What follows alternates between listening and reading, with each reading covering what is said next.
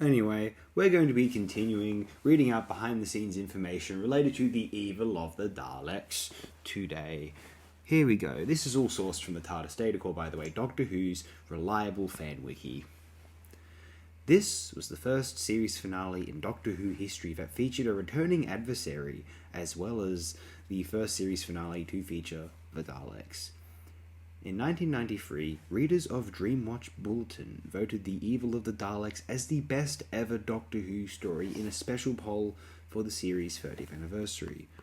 I'm not sure if Dreamwatch Bulletin was a specific Doctor Who-based publication. I'm assuming not, simply because there's no article for it on this wiki, but this Google search I'm committing to here claims that it was a magazine whose first issue was in 1983 and was a British mag covering science fiction and fantasy films, books, and television programs. Very cool. Well, I think it's very cool. Most people probably don't. That's fine. That's fine. Anyway, I found it interesting. This would be considered the best best Doctor Who serial in 1993. Now, no new show yet, obviously, so we're just talking about the classic era. But this was unavailable, and it was known to be unavailable lost then.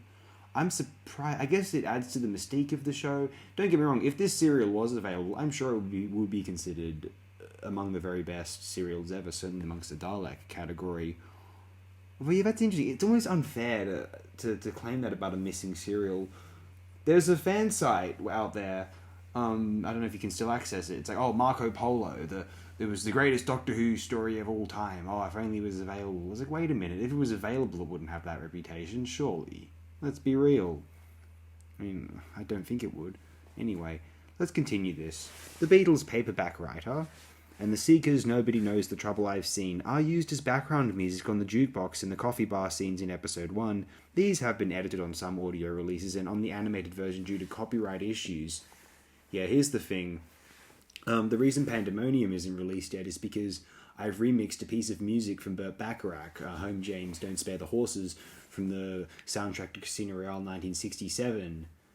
They want $10,000 for that. If I'm just going to have that on the film on a website to be a little download option, they want $10,000 for that. I'm saving up money. Like, I can pay it in a few months, likely as not, and, you can all see it if you're so inclined, although, this is why people don't do shit. This is what, you know what I mean? It's a whole bunch of nonsense. Anyway, the theme given to the Daleks by Dudley Simpson in his incidental music was based on the series' own signature tune. Patrick Troughton and Deborah Watling appear only in pre-recorded film inserts in episode 4, as they are both on holiday during the week when it was recorded.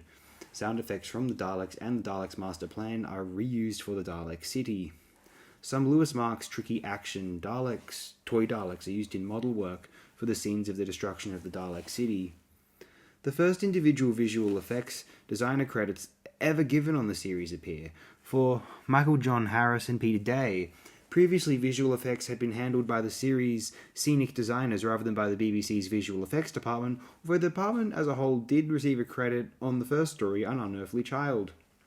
Roy Skelton, Dalek voice, was uncredited on screen for episode 5, but credited in Radio Times.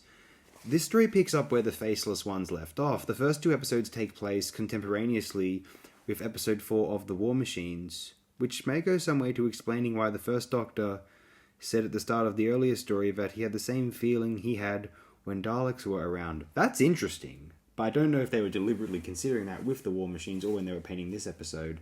Seems like a convenient little retcon. Initially, Pauline Collins, who played Samantha Briggs in the previous story The Faceless Ones, was offered the role of the Doctor's companion. Yes, we're reading about that during the Faceless Ones retrospectives. However, she had turned it down, and so Deborah Watling was offered the chance instead. Samantha Briggs was good as... Pauline Collins was good as Samantha Briggs in the previous storyline, although I must say, Deborah Watling as Victoria is one of the best companions up to this point, I think. Really like her, and I'm very happy to have her around. Deborah Watling's a good performer. Denise Buckley was originally offered the role of Victoria, and she accepted, but she was ultimately dropped from the cast just a few days before filming was due to begin.